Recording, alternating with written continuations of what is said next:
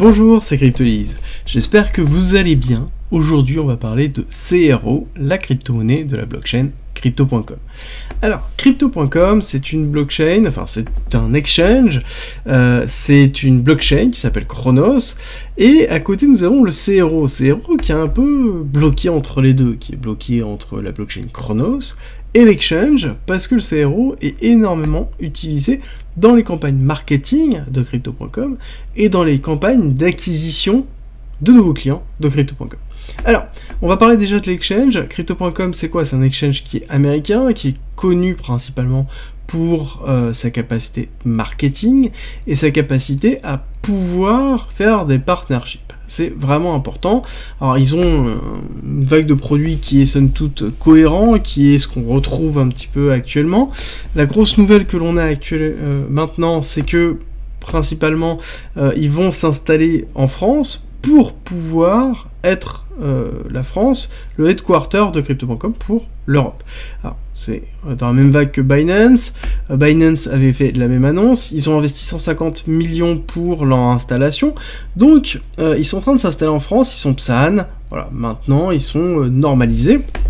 Et à côté, ils attaquent le marché européen en se basant en France. À côté, Crypto.com, c'est quoi? On a bien sûr la partie exchange, on a la partie swap, on a la partie earn, on a la partie trading, on a tout ce qu'il faut, mais c'est aussi Cronos. Cronos, qui est la blockchain de Crypto.com, dans lequel le CRO est utilisé comme fee et dans lequel on a toute la valorisation du CRO. Crypto.com, ce qui est très important de retenir, c'est que là, de toute façon, c'est bien marqué crypto.org chain. D'accord? C'est vraiment la notion de Cronos. On est sur une mainnet bêta. Alors, ça veut dire quoi? Ça veut dire qu'on est toujours sur une forme de bêta. C'est le mainnet parce qu'il n'y a pas de testnet, ou en tout cas, il n'y a plus de testnet.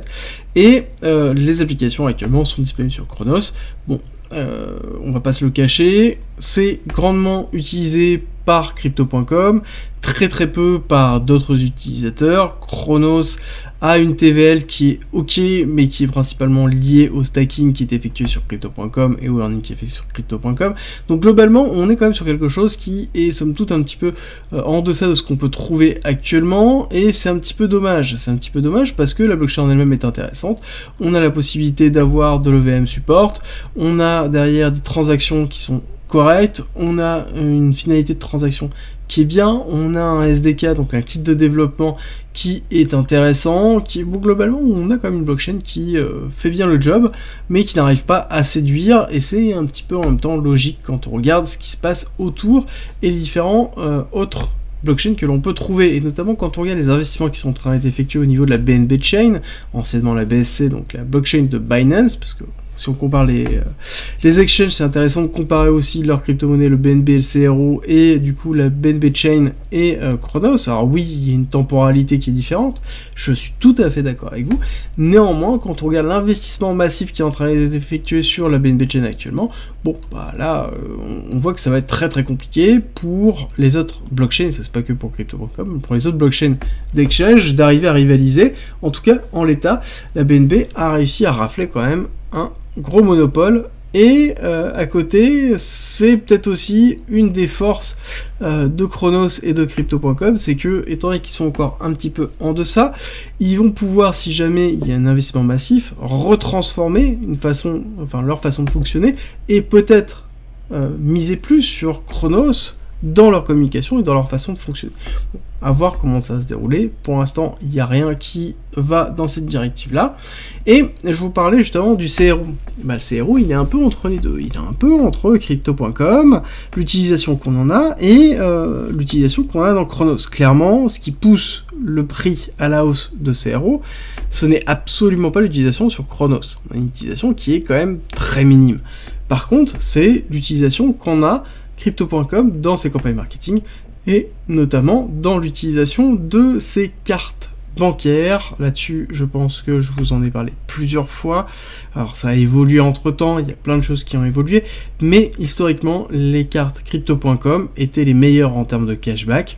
Il vous suffisait d'acheter du CRO, de stacker ce CRO, donc quand même des sommes qui qui peuvent être conséquentes, hein, 40 000 $, 400 000 $, 4 000 $. Bon, avant, on avait celle à 0 qui fonctionnait aussi, mais bon, c'est plus le cas maintenant. Dans lequel vous achetez du CRO, vous le stackez, et vous gagnez, historiquement, hein, ce n'est plus le cas maintenant, mais vous gagnez les rewards du stacking du CRO. Donc je crois que c'était 8%, si je dis pas de bêtises, mais mes souvenirs, corrigez-moi en commentaire si c'est pas le cas, plus le cashback, plus les avantages.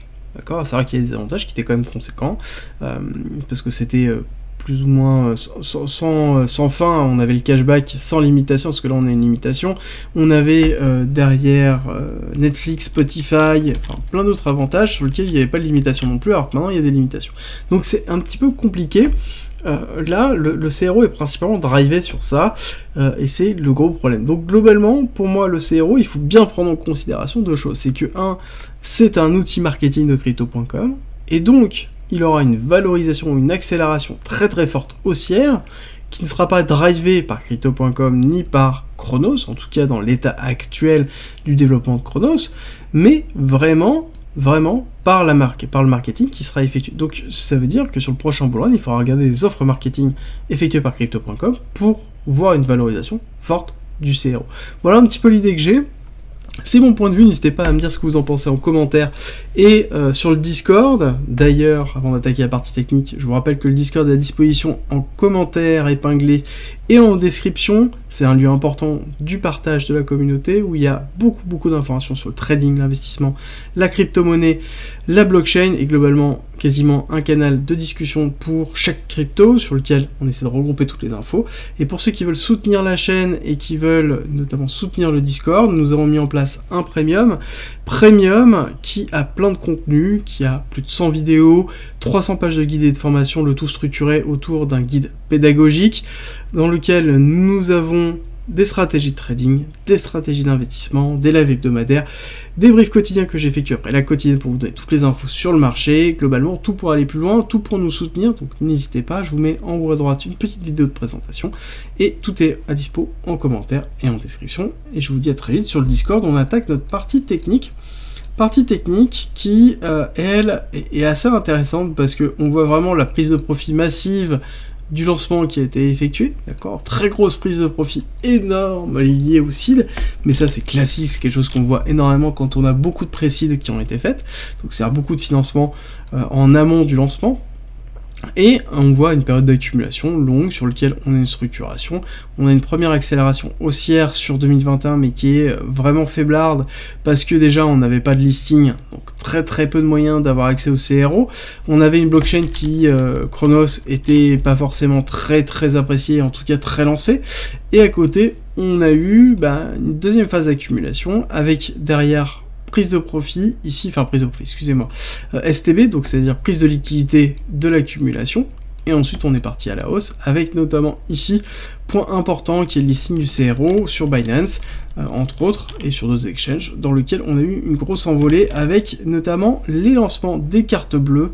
Ici, nous avons les grosses cartes bleues, donc avec beaucoup de communication, vraiment martelée, dans lequel on a eu une grosse valorisation du CRO qui derrière, malheureusement, a corrigé fortement, avec notamment la cassure qui s'est effectuée en novembre 2021, décembre 2021, qu'on connaît un petit peu sur tous les crypto-actifs, en tout cas sur la majorité, et on est dans quelque chose qui est en cours de consolidation. Ici, on va regarder un peu après. Ce qui est intéressant de voir, c'est que, est-ce que nous sommes dans une spot zone?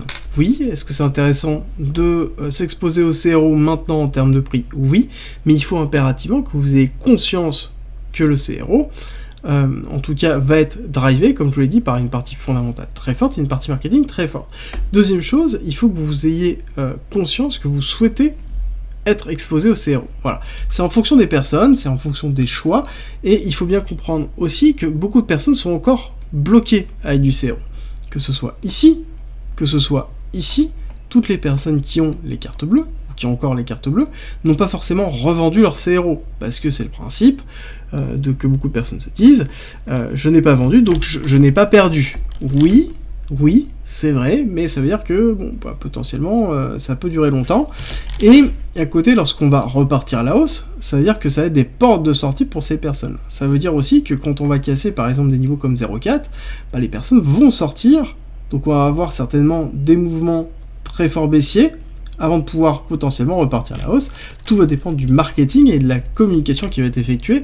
Et est-ce qu'ils vont faire le même type de communication? Est-ce qu'ils vont continuer à utiliser le CRO pour valoriser le CRO ou pas? Ça, c'est la grande question qu'il faut se poser. Il faut vraiment faire très très attention, en tout cas par rapport à ça. Ça peut être aussi une stratégie, se dire que là, j'accumule du CRO pour profiter des prochains bonus marketing.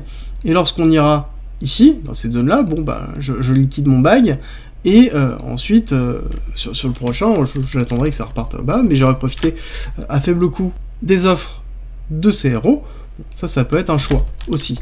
Parce que forcément, imaginez bien que quelqu'un qui a acheté dans cette zone-là, par exemple, les cartes à 40 000, bon, bah là, il est pas bien. Il est pas bien du tout, parce que ces 40 000, ils ont pris combien ? Ils ont pris moins 80%. Donc là-dessus, c'est vraiment compliqué. Je suis pas sûr du tout qu'il les récupère en cashback.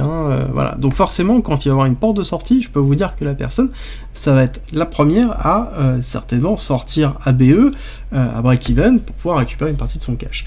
Alors, ensuite, qu'est-ce qu'on peut attendre de CRO sur un prochain bull run? Alors déjà, ce qu'il faut comprendre, c'est que Crypto.com, c'est quand même un exchange qui est solide. Disons-le, c'est quelque chose qui fait une grosse communication, qui a des fonds, des reins solides, qui a des sociétés et de la liquidité. Voilà, donc là-dessus, il y a assez peu de risques, et d'ordre général, on est quand même sur quelque chose qui a une vocation d'investissement pour aller sur des zones ultra normées comme l'Europe, avec le PSAN, avec Mika qui arrive, donc ça veut dire qu'ils ont la capacité et ils savent où ils mettent les pieds. Donc ça c'est positif, ça veut dire que sur le prochain bull run, ils risquent de performer. Donc c'est la campagne marketing, c'est la valorisation du CRO. Qu'est-ce qu'on peut techniquement se dire? C'est qu'on serait dans une vague de retracement, héliotiste, impulsion, vague 3, aller chercher l'objectif 1,618 à 1,6$ pour le CRO, donc avec des grosses perspectives pour faire après la 4-5. Est-ce qu'on le fait en une traite ou est-ce qu'on le fait en plusieurs fois? C'est la grande question. Sur la partie basse, ce qui est important de noter, c'est que nous avons une accumulation. Oui, accumulation dans laquelle nous avons fait ici un STB. Donc pareil, arrêt de latence, baissière, SC, retracement, AR. Donc là, j'arrête de baisser, je retrace, je reteste, et ensuite je prends la liquidité du SC. Donc là on a pris la liquidité, chose sur laquelle on a une réaction haussière, mais qui somme toute est assez faiblarde. Donc est-ce qu'on va faire un spring? Bon, j'ai tendance à penser que le CRO va continuer un petit peu sa chute, tant que on ne casse pas ici. D'accord. Ici on a un equal high qui est très fort, d'ailleurs je l'ai pas noté. Allons savoir pourquoi. Ah oui, mais c'est pas sur ce graphe que je l'ai noté. En effet, my bad. Ici, nous avons un equal high qui est ici, donc c'est une zone de liquidité très forte qui nous attend au niveau des 0,12,6. Mais pour moi, j'ai tendance à penser que tant qu'on ne casse pas ça, et casser, je dis casser, c'est pas juste une mèche, c'est construire par-dessus. Bon, là, on n'a pas de signe haussier. Parce que là, je vous rappelle, par rapport à d'autres blockchains sur lesquels on n'a pas cassé les plus bas, là, on a cassé les plus bas. D'accord? Donc, bas, haut, bas. Donc pour moi ce serait avoir un haut ici, faire un bas là. On serait dans une pattern de continuité baissière avant de pouvoir refaire une autre pattern à faire un break of structure. Retour haussier, donc attention au niveau du DCA à toujours garder pas mal de liquidité si vous souhaitez vous exposer en tout cas au CRO.